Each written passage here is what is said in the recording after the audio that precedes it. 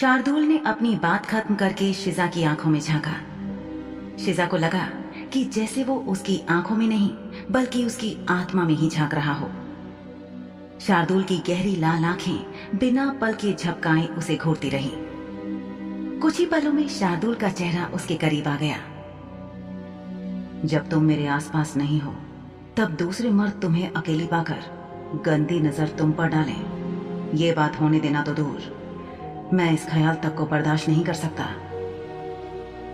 शिजा के लिए ये बात समझना मुश्किल था कि वो शार्दुल शाह, जो अपनी हरकतों से बुरा व्यक्ति लगता था, जो अपने स्वयं के मनोरंजन के लिए लोगों को ताने मारने या नीचा दिखाने से गुरेज नहीं करता था, वही शार्दुल शाह आज अपने मामूली गुलाम शिजा के थिएटर में काम करने की मामूली बात को लेकर इतना ईर्ष्यालु हो गया था। उसने शार्दुल से कहा, क्या आपको नहीं लगता कि आप अपनी भावनाओं में कुछ ज्यादा ही बह गए हैं मालिक? क्या वाकई? शार्दुल ने शिजा के सवाल के जवाब में फिर से सवाल किया। ये किसी भी सवाल से निपटने का उसका अपना तरीका था। उसने आगे कहा, अगर तुम्हें ऐसा लगता है तो हो सकता है कि ऐसा हो। आखिरकार तुम जान हो मेरी। शार्दुल ने अपने शब्दों से शिजा को चौंका दिया। अगले ही पल शिजा को अपने होठों पर शार्दुल के होठों की गर्मी महसूस हुई। सांस लेने के लिए जैसे ही शिजा का मुंह खुला, शार्दुल को शिजा के फुसफुसाने की आवाज आई। ओह शार्दुल मालिक, मुझ पर रहम करो। फिक्र मत करो, तुम जितना सोच रही हो ये उससे कहीं ज्यादा मीठा और अच्छा होने वाला है। इतना कहकर शार्दुल ने फिर से अपने होंठ शिजा के होंठों पर रख दिए और उसे चूमने लगा। शिजा की सांसें ऊपर नीचे हो रही थी। उसके हाथ बिस्तर पर टिके हुए थे और उसके सीने की हलचल के साथ उसकी धड़कनों की गड़गड़ाहट जैसी आवाज कमरे में गूंज रही थी। शार्दुल की आंखों में इस वक्त शिजा को अपने लिए मोहब्बत और जुनून नजर आ रहा था और उसके होंठ कामुकता से शिजा को चूम रहे थे। संघर्ष करना व्यर्थ था, क्योंकि एक तो शार्दुल शुद्ध खून वाला पिशाच था, तो उसमें बेहिसाब ताकत थी।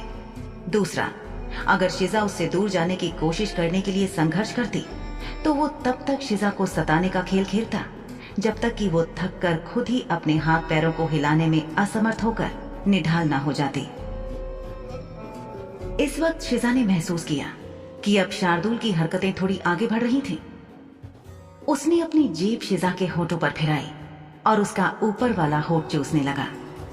फिर नीचे वाले होठ को चूमकर शार्दुल ने चूसना शुरू किया।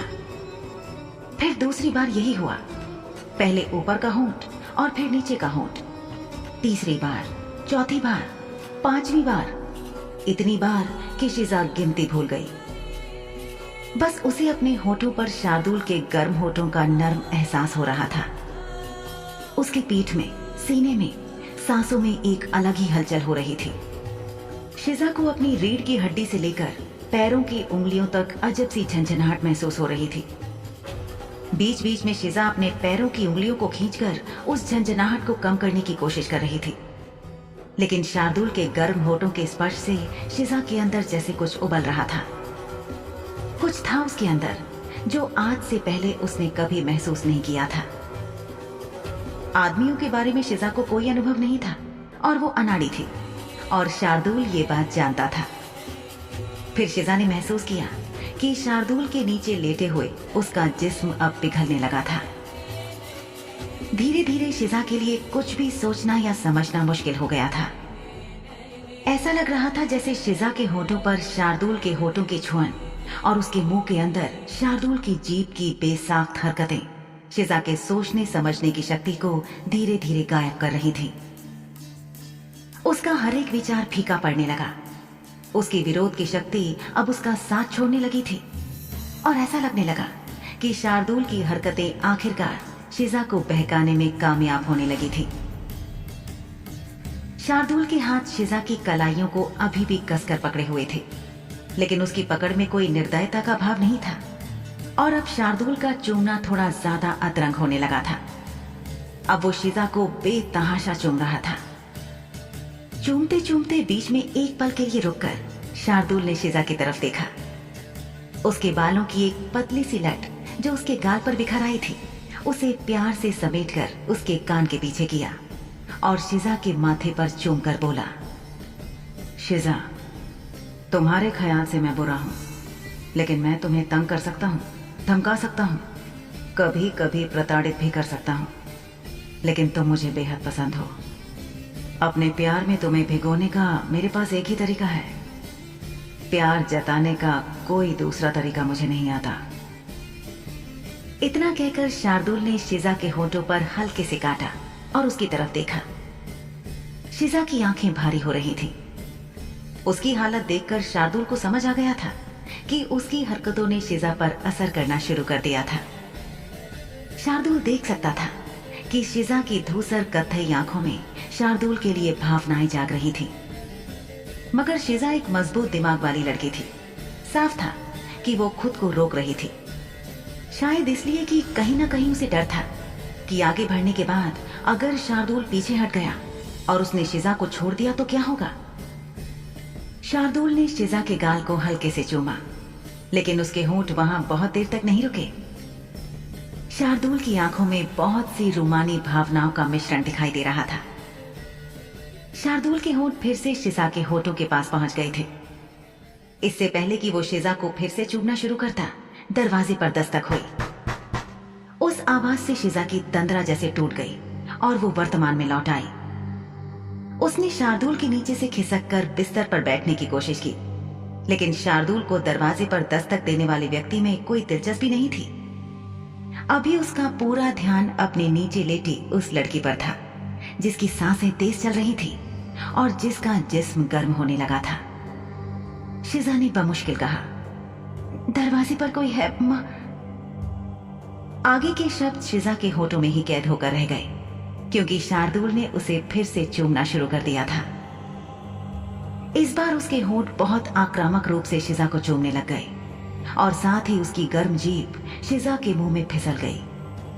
शार्दुल का एक हाथ फिसलकर शिजा की कमर पर पहुंच गया और उसने शिजा को घुमाकर अपने ऊपर खींच लिया। अगले ही पल वो शिजा को कमर से पकड़कर लगातार चूमते हुए यूं बैठा कि शिजा उसकी गोद में थी। शार्दुल ने अपने एक हाथ से अभी भी शिजा के हाथ को पकड़े हुए था और दूसरे हाथ को उसकी कमर में डाल रखा था। उसके होंठ और जीभ अभी भी शिजा के होठों और मुंह का अच्छे से जायजा ले रहे थे।